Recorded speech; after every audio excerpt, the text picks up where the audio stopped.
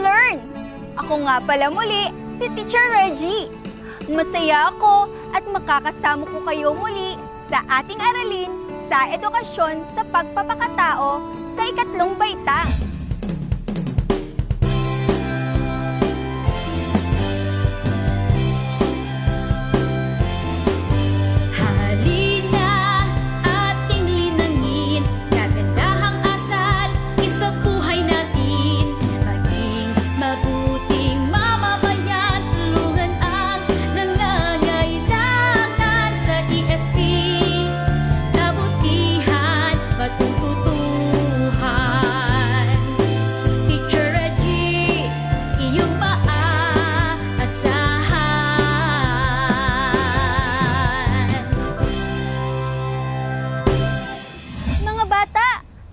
Magbalik-aral. Atin ang balikan ang ating nakaraang aralin. Ano ang ating naging aralin noong nakaraang araw? Magaling! Ating tinalakay ang tungkol sa natatanging kakayahan. Ano-ano ang mga iba't ibang talento at kakayahan na maaari niyong taglayin? Mahusay! Maaaring pagsayaw, pagkanta, pagpipinta, pagluluto, sports, at marami pang iba. Ano ang kinakailangan upang mapalago ang ating angking talento at kakayahan? Mag-ensayo araw-araw at ibahagi sa ibang tao. Magaling! Sa tingin ko talaga ay natuto kayo sa ating nakaraang aralin. At bago tayo dumako sa ating bagong aralin, ay may ipapakilala ko sa inyo. Siya si Pedro. Pedro, mag-hi ka muna sa ating mga bagong kaibigan. Hello mga ka-ready to learn. Masaya ako na makasama ko kayong lahat. Pedro, handa ka na ba sa ating bagong aralin? Opo, Teacher Reggie. Magaling! Mukhang handa na rin sila. Tara na! Pagtitiwala sa sarili. Pedro, mga bata, sa araw na ito ay ating tatalakayin ang kahalagahan ng pagtitiwala sa sarili. Ngayon mga bata, may kwento akong ibabahagi sa inyo. Wow, Teacher Reggie. Gusto ko po yan. Excited na po ako sa kwento mo. Mga bata, ito ay kwento na tiyak na kapupulutan nyo ng aral. Excited na ba kayo mga bata? Wow, Teacher Reggie. Gusto ko po yan. Magaling! Simulan na natin. Buksan ang mata, ang tenga, at bubusugin ng kaalaman at aral ang ating mga puso at isipan. Tara na mga bata! Ano ang kahalagahan na magamit ang inyong talento? At ano ang mangyayari kung hindi mo ito ipapakita? Halika, ating tunghayan ang kwento ni Ento, ang batang maraming talento. Si Ento, ang batang maraming talento. Akda ni J. Lopo. Si Ernesto, o mas kilala sa kanila bilang si Ento, ay batang maraming talento. Sa edad na 8, nagagawa niyang gumuhit ng larawan at iba't ibang disenyo. Nakatutula, nakaaawit, at nakasasayaw rin siya ng mahusay. Sa pagtutuos ng kwenta sa matematika ay mabilis din siya. Tuwang-tuwa ang nanay at tatay niya. Maging ang mga kapitbahay na bata ay humahanga sa kaniya. Isang araw, pinaaawit siya ng ama sa videoke. Narinig ito ng mga kapitbahay at sila ay nagpalakpakan. Ang ganda ng boses mo, Ento! Sabi ng dumaang si Aling Carmela. Manang-mana sa inang si Gemma. Dagdag pa niya. Masayang masaya si Ento. Umawit siyang muli. Maganda ang simula. Sa bandang dulo na mataas na tono ay hindi niya naabot. Pumiyok ang boses niya. biglang nagtawanan ng malakas ang mga naglalaro sa labas. Napahiya si Ento sa nangyari. Iyak siya ng iyak. Nagkulong siya sa kwarto at nagmukmok. Ayaw na niyang umawit muli. Pati ang pagguhit ay itinigil na niya. Hindi rin siya tumutula ni sumasayaw. Naging tahimik siya at hindi pala kibo. Nawalan na rin siya ng sigla na dating mayroon. Lagi na siyang malungkot. Kinausap siya ng kanyang nanay, Gemma. Anong problema mo, Ento?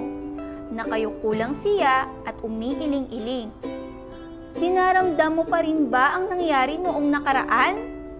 Tanong ng ina. Nauunawaan ko ang nangyari. Subalit, hindi ka dapat malungkot.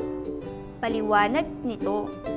Maganda naman ang iyong boses at mahusay kang umawit. Pero sumabit po at pumiyok ako. Pinagtawanan nila ako dahil dito. Tugon niya. Ayoko na pong umawit. Alam mo ba, Ento, na kahit mga sikat na mga awit ay nagkakamali rin? Tanong ng ina. Ganon pa man, hindi sila tumitigil. Hindi ko na po kayang humarap sa mga tao at ipakita ang kakayahan ko, sabi ni Ento. Alam mo ba ang mangyayari kapag hindi mo ito ginamit? Unti-unting hihina hanggang mawala ito, sabi ng ina. Ganito, Ento. Ani ni Aling Gemma. Ang kakayahan o talento ay patuloy na nililinang. Kahit mahusay ka na o hindi pa, patuloy ka dapat na nag-e-ensayo. Inaaral mo rin dapat kung hindi ka pa masyadong mahusay. Nagpapatulong ka rin dapat sa ibang marunong upang maturuan ka. Darating ang panahon at ikaw ay mas lalo pang magiging mahusay. Napaisip si Ento. Tama nga ang sabi ng ina. Simula noon, araw-araw na siyang nag-ensayo at ipinakita ang kakayahan. Bumalik na ang kaniyang tiwala sa sarili. At dyan na nagtatapos ang ating kwento. Opo, Teacher Reggie. Nakinig po ako ng gusto. Oo, Pedro. At tiyak ko na kayo ay nakinig sa ating kwento. Opo, Teacher Reggie. Magaling! Kung ganon, ay ating nang sagutan ang mga sumusunod na katanungan.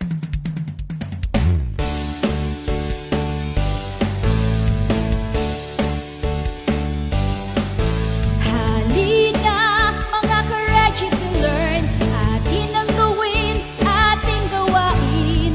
Buksan ang isipan, makinig sa panuto.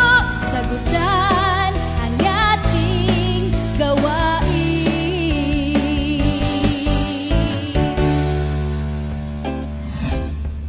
Panuto. Sagutin ang mga katanungan ayon sa kwentong binasa. Isulat ang iyong sagot sa iyong papel. Unang bilang. Ang mga sumusunod ay katangiang taglay ni Ento maliban sa patlang. A. Pagguhit. B. Pag-awit. C. Pagtula. D. Pag-arte. Ano ang kasagutan ninyo? Ang sagot nyo ba ay letrang D, pag-arte? Magaling! Ang tamang sagot ay letrang D, pag-arte. Mahusay! Ikalawang bilang.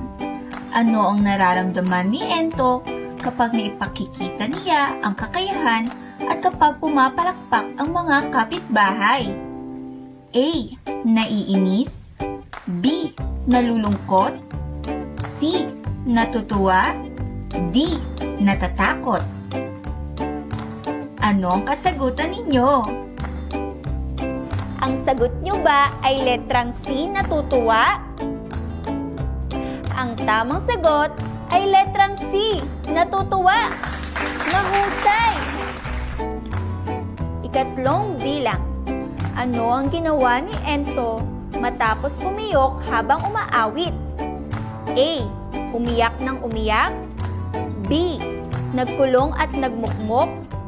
C. Tumahimik at hindi kumibo. D. Lahat ng nabanggit. Ano ang kasagutan ninyo? Ang sagot nyo ba ay letrang D, lahat ng nabanggit? Ang tamang sagot ay letrang D, lahat ng nabanggit. Mahusay! Ikaapat na bilang. Kapag hindi ginamit o ipinakita ang kakayahan, ano ang maaaring mangyari? A. Mawala ito. B. Mas dumami. C. Mas humusay. D. Mas malinang. Ano ang kasagutan ninyo? Ang sagot nyo ba ay letrang A, mawala ito?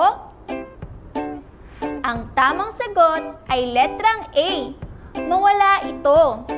Mahusay! Ikalimang bilang. Tulad ni Ento, mahalagang ibalik ang patlang.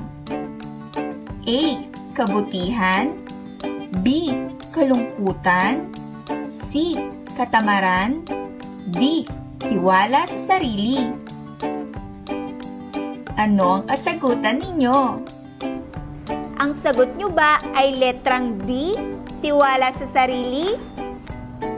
Ang tamang sagot ay letrang D, tiwala sa sarili. Mahusay! Mga bata, dumako na tayo sa pagyamanin.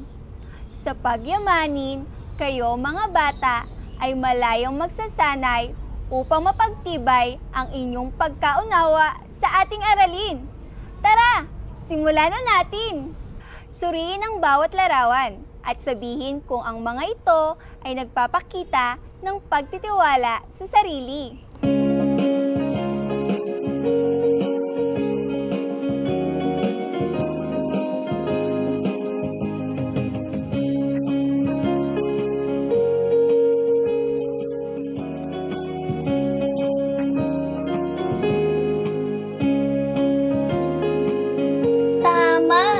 May pagtitiwala ang batang lalaki sa larawan dahil nagawa niyang magbasa ng maayos sa harap ng kanyang mga kaklase at guro.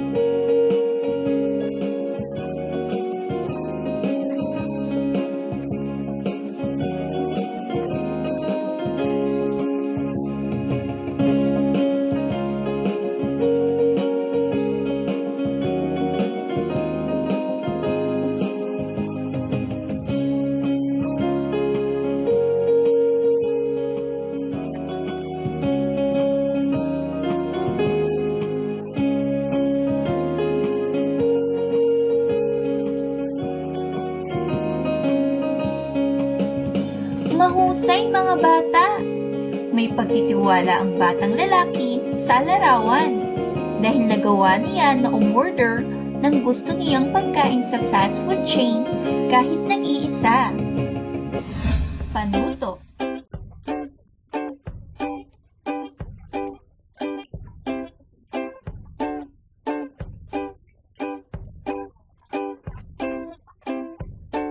Isulat naman ang salitang mali kung sa iyong palagay ay may maling nakasaad sa pangungusap. Unang bilang. Ang tao ay may abilidad sa paggawa ng may buong kahusayan. Ano ang kasagutan ninyo? Ang tamang sagot ay tama. Ikalawang bilang. Ang labis na pagtitiwala sa sarili ay nagpapakita ng kayabangan. Ano ang kasagutan ninyo? Ang tamang sagot ay mali. Ikatlo, ang iyong talento at abilidad ay baliwala kung ito ay hindi mo nagampanan ng maayos. Ano ang kasagutan ninyo? Ang tamang sagot ay tama. Magaling! Ikaapat, laging isaisip na ang talento ay dapat ibahagi sa ibang tao upang tayo ay umani ng papuri at parangal.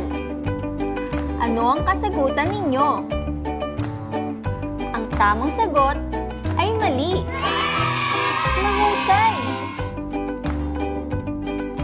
Ikalima, ang pagtitiwala sa sarili ay isang uri ng motibasyon upang magampanan natin ng maayos ang ating ginagawa.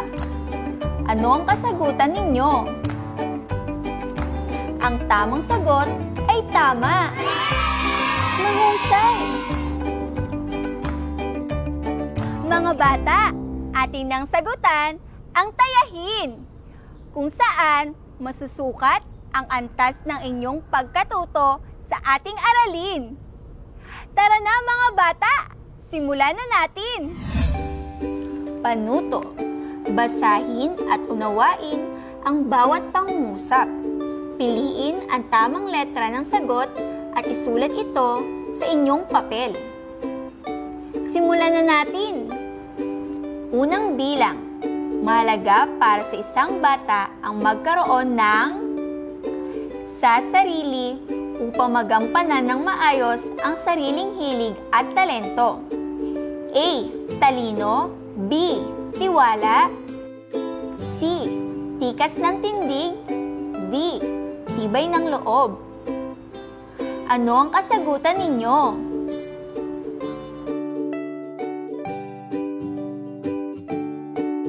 Ang tamang sagot ay letrang B, tiwala. Magaling! Ikalawang bilang, ang pagtitiwala sa sarili ay isang uri ng A. Inspirasyon. B. Ugali ng tao. C. Motibasyon. D. Paniniwala ng tao. Ano ang kasagutan ninyo? Ang tamang sagot ay letrang C, motibasyon. Mahusay! Ikatlong bilang, ikaw ang napiling lalahok sa paligsahan sa tula, ngunit isa kang mahiyaing bata dahil sa buong akala mo na ikaw ay walang kakayahang magsalita sa harap ng maraming tao. Ano ang gagawin mo? A. Hihinto na lang ako sa pag-aaral. B. Iiyak ako para maawa sa akin ng aking guro. C. Ipapasa ko ito sa aking kaklase na mahusay sa pagharap sa tao. D. Tatanggapin ko, mag-iensayo ako araw-araw at magiging positibo. Ano ang kasagutan ninyo? Ang tamang sagot ay letrang D. Tatanggapin ko, mag-iensayo ako araw-araw at magiging positibo. Magaling! Ikaapat na bilang, magaling kang kumanta. Ikaw ay nananalo na sa mga patimpalak ng 2 beses. Pero sa pagkakataong ito, bigla kang pumiyok habang kumakanta. Ano ang maaari mong gawin? A. Iiyak ako ng malakas. B. Titigil ako sa pag-awit. C. Tatakbo ako papuntang likuran ng entablado. D. Ipagpapatuloy ko ang pag-awit at baliwalain ang isang munting pagkakamali. Ano ang kasagutan ninyo? Ang tamang sagot ay letrang D. Ipagpapatuloy ko ang pag-awit at baliwalain ang isang munting pagkakamali. Mahusay!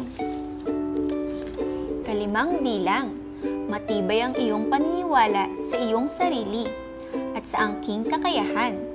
Pero iba ang pagkakaintindi nito ng iyong mga kaklase dahil ang tingin nila sa iyo ay mayabang, kaya't madalas kanilang tinutukso. Paano mo ito mapapatunayan sa kanila na hindi ka ganoong klaseng bata? A. Hindi ko na sila papansinin. B. Hindi ko na sila kakausapin. C. Aawayin ko sila para tigilan na nila ako. D. Tatahimik na lang at mananatiling mabuti ang pakikitungo sa kanila. Ano ang kasagutan ninyo? Ang tamang sagot ay letrang D. Tatahimik na lang at mananatiling mabuti ang pakitungo sa kanila. Mahusay! Mga bata, sa tingin ko talaga ay natuto kayo ngayon sa araw na ito. Ating tandaan na ang ating kakayahan at talento ay dapat ibinabahagi natin sa ibang tao. Magagawa natin ito kung tayo ay lubos na nagtitiwala sa ating sarili. O paano, Pedro? Magkita-kita muli tayo sa susunod nating aralin sa edukasyon sa pagpapakatao sa ikatlong baitang dito lang sa DepEd TV!